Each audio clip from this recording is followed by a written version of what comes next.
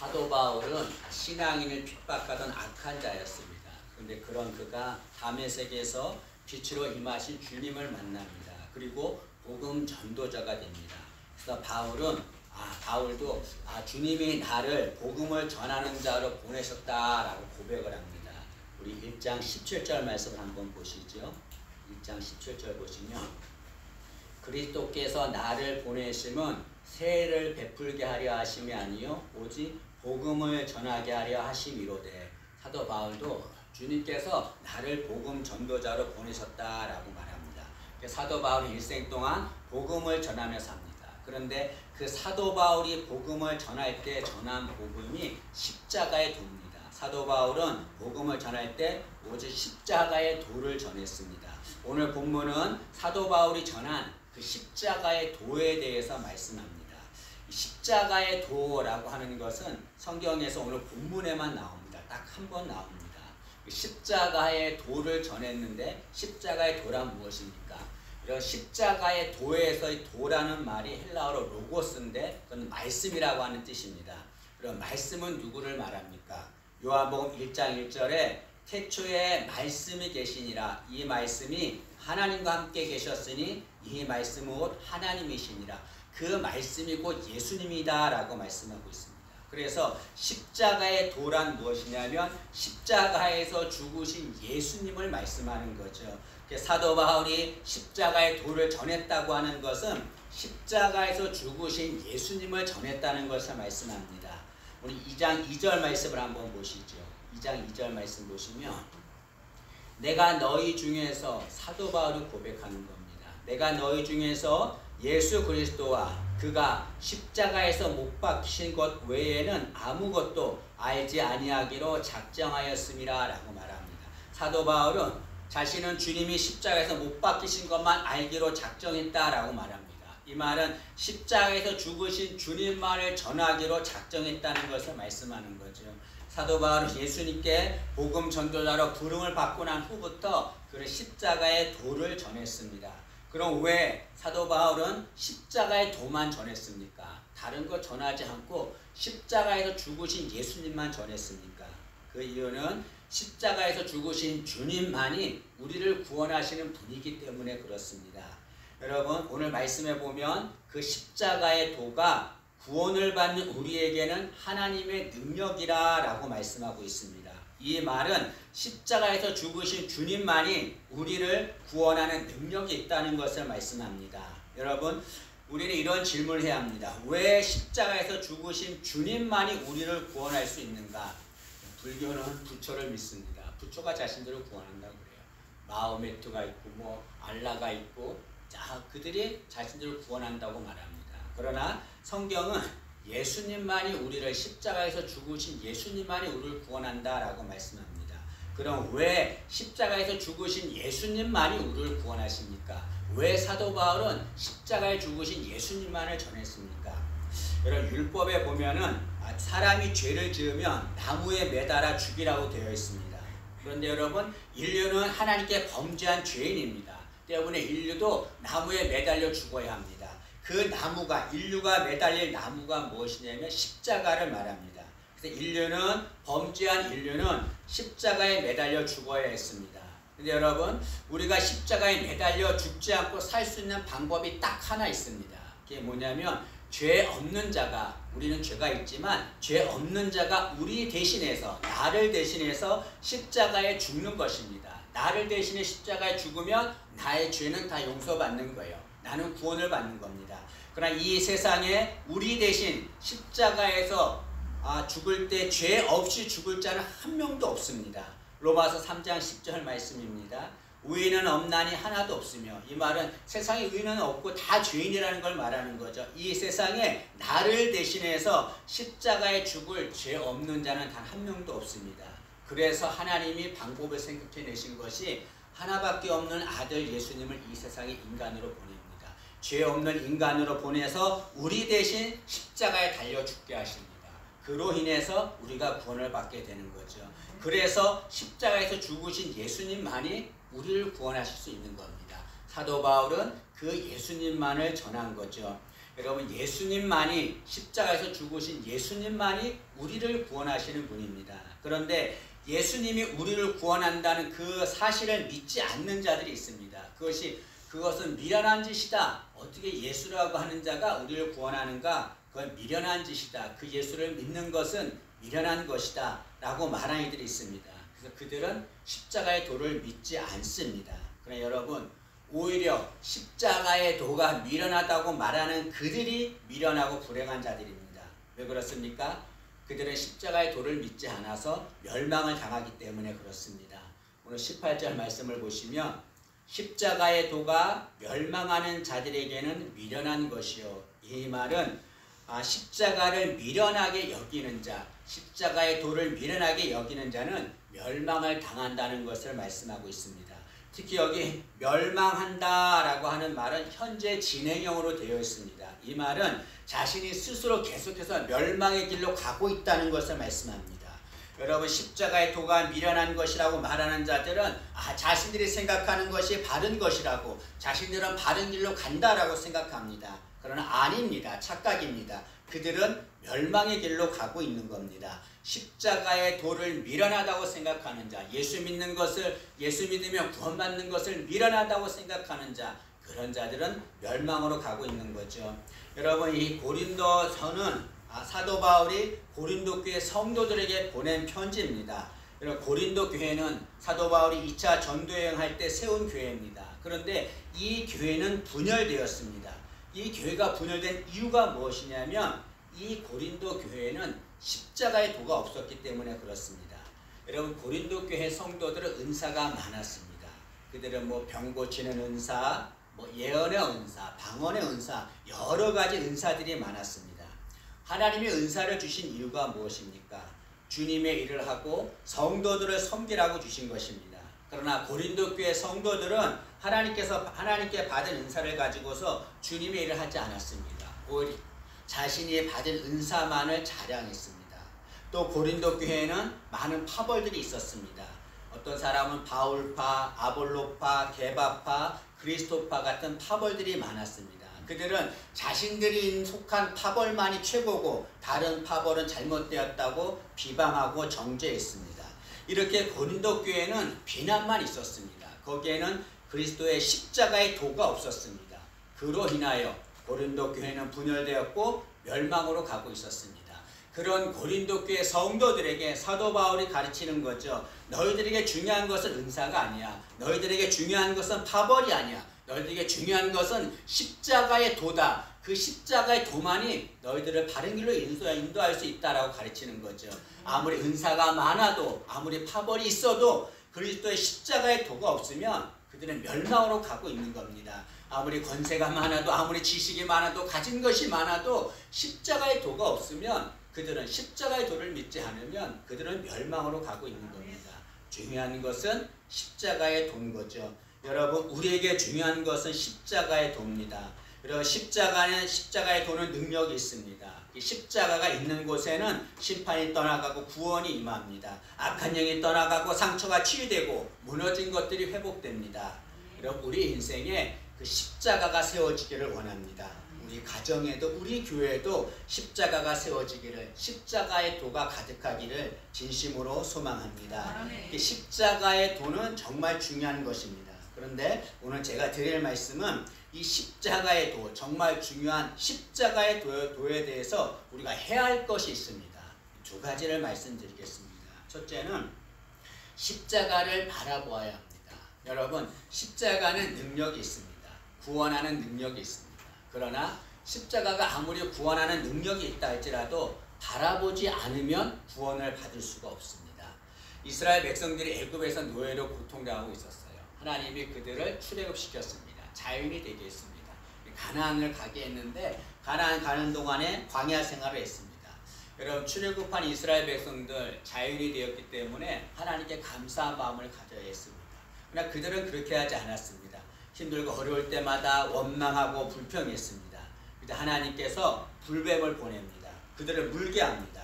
불뱀에 물린 자들은 다 죽어갔습니다. 모세가 하나님 살려주세요 기도합니다. 이제 하나님께서 살 수 있는 방법을 알려줍니다. 그게 뭐냐면 노뱀을 만들어서 장대에 매달고 높이 세우라는 겁니다. 그리고 그 노뱀을 바라봐라. 그 노뱀을 바라보는 자는 다 살 것이다 라고 말씀했습니다. 실제로 그 노뱀을 바라본 자는 다 살았습니다. 그러나 아무리 그 노뱀을 세워도 노뱀을 바라보지 않는 자는 살지 못했습니다. 이 일이 있고 나서 예수님께서 말씀하시기를 이스라엘 백성들이 장대에 달린 뱀을 보고 산 것처럼 십자가에 달린 나를 보면 너희들이 구원을 얻을 것이다 라고 말씀하셨습니다. 요한복음 3장 14절과 15절입니다. 모세가 광야에서 뱀을 든 것 같이 인자도 들려야 하리니 이는 그를 믿는 자마다 영생을 얻게 하려 하심이라.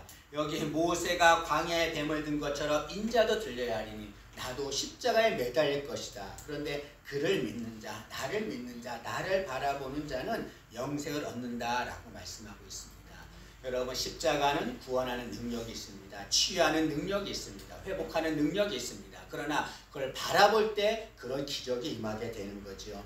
우리는 십자가를 바라봐야 합니다. 여러분, 존 버전이 쓴 철로 역정이라고 하는 책이 있습니다. 이 책은 한 크리스천이 폐허의 도시에서 하늘나라까지 가는 과정을 쓴 것입니다. 근데 거기 어떤 내용이 있냐면 이 크리스천이 죄의 짐을 지고 있습니다. 그 죄의 짐이 너무 무거워서 고통스러운 거예요.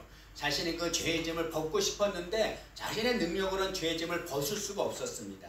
그런데 한 언덕이 있었어요. 이 크리스천이 그 언덕을 올라가는데 거기에 십자가가 서 있었습니다. 이 크리스천이 그 십자가를 바라봤습니다. 그래서 어떤 일이 생겼냐면 자신이 메고 있던 그 무거운 짐이 다 풀러집니다. 그 아래로 굴굴 떼굴떼굴 굴러 떨어 내려갑니다. 그리고 그 죄의 짐이 무덤 속으로 들어가 버립니다. 그 무덤이 닫히고 죄의 짐이 보이지 않습니다. 여러분, 크리스천이 지고 있던 죄의 짐이 벗겨진 것은 그가 십자가를 바라보았기 때문에 그렇습니다. 이 크리스천은 아무것도 한 것이 없어요. 그저 십자가만을 바라봤습니다. 십자가만을 바라보자 자신의 죄의 짐이 벗겨진 것입니다. 마찬가지입니다. 여러분, 우리도 십자가가 능력이 있음을 믿고 그 십자가를 바라봐야 합니다. 그러면 우리를 얽어매는 모든 무거운 것들이 다 벗겨질 줄로 믿습니다. 십자가의 능력을 믿고 그 십자가를 바라보는 우리 되기를 원합니다. 두 번째로는 그 십자가의 도를 전해야 합니다. 갈라디아서 6장 14절에 보면 사도 바울은 이렇게 고백합니다. 내게는 우리 주 예수 그리스도의 십자가 외에 결코 자랑할 것이 없으니, 사도 바울은 나는 그리스도의 십자가만을 자랑합니다 라고 고백합니다. 이 말은 나는 십자가만을 전합니다, 그런 말인 거죠. 사도 바울은 십자가만을 전하며 살았습니다. 우리도 여러분 사도 바울처럼 십자가의 도를 전하는 삶을 살아야 합니다. 여러분, 십자가의 도를 알지 못해서 멸망으로 가는 많은 이들이 있습니다. 그들에게 복음은 십자가의 도를 전할 때 그들이 구원을 받게 되는 거죠. 여러분, 십자가의 도를 전하는 것, 이것을 다른 말로 뭐라고 그러냐면 전도라고 말합니다. 여러분, 사람들이 십자가의 도를 알지 못해서 예수님을 믿지 않아서 멸망의 길로 갑니다. 하나님이 그들을 구원하십니다. 근데 어떤 방법으로 그들을 구원하십니까? 천사를 내보내서 그들을 구원하십니까? 아니면 하나님이 직접 구름 타고 내려와서 그들을 구원하십니까? 어떻게 그들을 구원하십니까? 하나님은 우리가 행하는 전도를 통해서 그들을 구원하십니다. 우리 21절 말씀을 한번 보시죠. 21절 보시면 1장 21절에 하나님의 지혜에 있어서는 이 세상이 자기 지혜로 하나님을 알지 못하므로 하나님께서 전도에 미련한 것으로 믿는 자들을 구원하시기를 기뻐하셨도다 라고 말합니다. 하나님께서는 많은 사람들이 구원받기를 원하고 있습니다. 근데 그들을 어떻게 구원하십니까? 전도를 통해서 구원하는 거죠. 우리 믿는 자가 나가서 십자가의 도를 전하는 그 전도를 통해서 그들이 구원받기를 원하고, 그들이 구원받을 때 하나님은 기뻐하신다 라고 말씀하고 있습니다. 여러분, 십자가의 도를 알지 못해서 멸망으로 가는 이들이 있습니다. 많은 사람들이 멸망의 길로 가고 있습니다. 그들에게 전도해야 돼요. 그들에게 전도해서 십자가의 도를 전해서 그들이 구원의 길로 돌아올 수 있게 해야 합니다. 그러나 많은 사람들이 전도하지 않습니다. 예수 믿는 사람들도 전도하지 않습니다. 왜 전도하지 않을까? 많은 이유가 있는데 크게 두 가지가 있습니다. 하나가 무엇이냐면 전도하지 않는 것은 잘못 오해하기 때문에 그렇습니다. 첫 번째 오해하는 것은 전도하는 것은 타인의 사생활을 침해하는 것이다. 그래서 전도하면 안 된다라고 말하는 이들이 있습니다. 여러분 전도하는 거 누구에게 예수 믿으세요, 교회 나오세요, 전도하는 것은 그 사람의 사생활을 침해하는 것이다. 때문에 그들이 얼마든지 어느 길로 가든지 무엇을 믿든지 그들의 사생활을 침해해서는 안 된다. 그들에게 전도해서는 안 된다라고 말하는 게 있습니다. 그것은 오해입니다. 만약에 내가 사랑하는 우리 가족들이 모르고 불길 속으로 걸어가고 있습니다. 그런데 그건 저 사람의 사생활 문제야, 우리 부모님의 사생활 문제야, 우리 자녀들의 사생활 문제야 라고 생각하면서 그들이 불길로 걸어가고 있는데도 가만히 보고 있다면 그는 어떤 자입니까? 그는 살인에 동조하는 자입니다. 마찬가지로 사람들이 주님을 모르고 멸망의 길로 가는데 그것을 보면서도 그건 저 사람의 사생활의 문제야, 침해해서는 안 돼 라고 그들에게 십자가를 전하지 않는다면 그는 살인에 동조하는 자가 되는 거죠. 정말 악한 것입니다.